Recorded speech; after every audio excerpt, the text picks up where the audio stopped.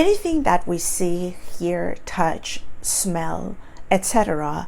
impacts our brain waves. It impacts our brain. Regardless of what comes in via our sensory system, research has shown over and over that it definitely impacts the brain. It, in our case, impacts the brain waves. Scientists can attest to that. In my case, also, I was able to show it in the lab in terms of whatever I show to the participants, their reaction in terms of their brain waves definitely changed. And I was able to record that. And also I was able to do analysis on that. But it's not only my work. There's a lot of different scientists who have actually shown that and proven that. And we're able to also detect what is it that these different type of information that we get from our sensory system, how it affects the brain and brain waves, neurotransmitters, etc. Our auditory system is not different than that. In other words, whatever we hear also impacts the brain. A lot of times we've heard, and we've also noticed ourselves, is that maybe we hear some type of music that suddenly it reminds us of our childhood, etc. And that has to do with memory, which is a whole other topic. But what I would like to focus on in terms of the auditory system, at least for the purpose of this video, is that it does impact the brain, and as a result the brain waves and how it does that. And so there's a lot of research already done in terms of the effects of the things we hear. It could be music, it could be different sounds, whatever, it doesn't matter. But the fact that there is a lot of studies done in that topic. If we set aside the sounds that are, let's say, in silo and just focus on musical tunes, it's very interesting to note that musical tunes that do have extreme impact on the brain waves. How it changes the brain waves, how it changes the neurotransmitters, how it changes our state of being. And my research was not focused exactly on the effect of musical tunes per se, but the ramification of it, and part of the conclusion, or I should say the discussion chapter of my paper addressed that as well. And there is something called the Mozart effect. Some scientists don't believe in it, some do. It doesn't matter, regardless of the fact is that the musical tunes do impact the brain waves.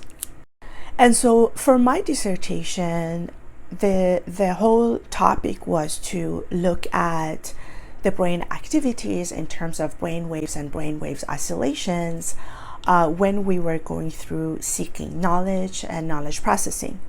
And I was able to map that. I had about 48 participants, actually not about exactly 48 participants, etc.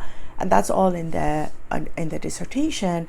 But part of the discussion that I was talking about is that the fact that we're able to show subjects different stimuli and direct and guide their brain activities and brain waves based on what they saw is actually a huge phenomena, and a lot of scientists are also already talking about it. Knowing that the musical tunes affect the brain activities, more specifically the brain waves, would it be far-fetched to think of composing, creating musical tunes that are geared more directly towards guiding the brain waves towards specific sets of brain waves oscillations that we may know affect the body and the person towards specific type of state of being, let's say a state of being positive, or less stressed out, or hope, purpose, etc. All those type of state of being / emotions that are so important to the well-being of humanity. And so because of that, I started to do this type of composition of musical tones, more specifically electronic musical tones, last year in 2020. And once I composed those, I went a lot of back and forth and composed those musical tunes, but I was interested in composing and creating the musical tones more specifically such that they would set and change the brain waves or brainwaves oscillation towards those specific path and frequencies that I had found out to be in the path of, for example, a person seeking and processing knowledge, because that had to do with the dissertation that I was doing. I ended up composing several tracks that when composing them and when also measuring the brain waves, most of the time the tracks was aimed at guiding the brainwaves towards that, because again, whatever we hear and see, etc., it affects the brainwave, so it really changes it. That's why, for example, when you listen to specific type of music, it changes your state immediately to something, and other type of music, they change it to your state to another state of being. And so it is definitely something that without even doing a lot of research, we can even attest to it ourselves, because we feel it once we listen to this. And so after composing that and after testing it first on myself and on others, I was able to match those. That is something that after composing those electronic music really worked, because after I released it, people who listened to it on YouTube and other social media, I asked them to tell me how they felt, and they actually did change their state of being, and a lot of them attested to that. And that is something that that I'm going to continue with, because it is a part that it's really exciting, because the state of being, in my opinion, unless you have something physically out of the ordinary, the state of being, it really is important for us humans, because I don't know about you, but every single time that I get sick, it's actually when I'm stressed out. When I'm not stressed, I can go through anything and I just don't get sick. So if we are at a position to be able to put ourselves in that state of being, of whatever the positive state of being is, feeling content, feeling hopeful, purposeful, happy, whatever, then in my opinion, at least that has worked for me and for a lot of people that I've spoken with, that it really puts us in a more powerful position, in that we can sort of help establish a better state of being, and as a result, hopefully becoming more healthier. And so for me, in this case, if we do this type of music that are more intentional music, to me it's more like adding a little bit to your vitamin supplements. The way you do it every day, this would be the way we take, for example, vitamin supplements every day.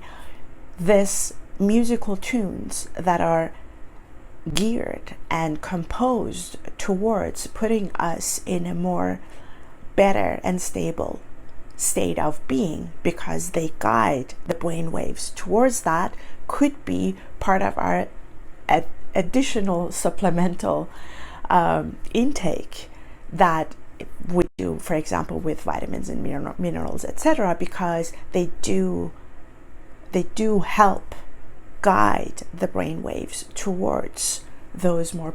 You may ask, how can we though compose these musical tunes such that they guide the brain waves towards these specific oscillations? Well, the way that I compose them, and I'll be explaining in other videos later on as well, is that the brainwaves oscillation that I was able to find in lab that had to do with knowledge seeking, and a state of knowing, they turn out to correspond to a lot of positive emotions that had already been established in the science. And so as a result, I chose those, and I tried to compose those musical tunes such that they would guide the brainwaves oscillations towards those specific ones. And to go a lot more in detail, my next book will be about these specific details as well.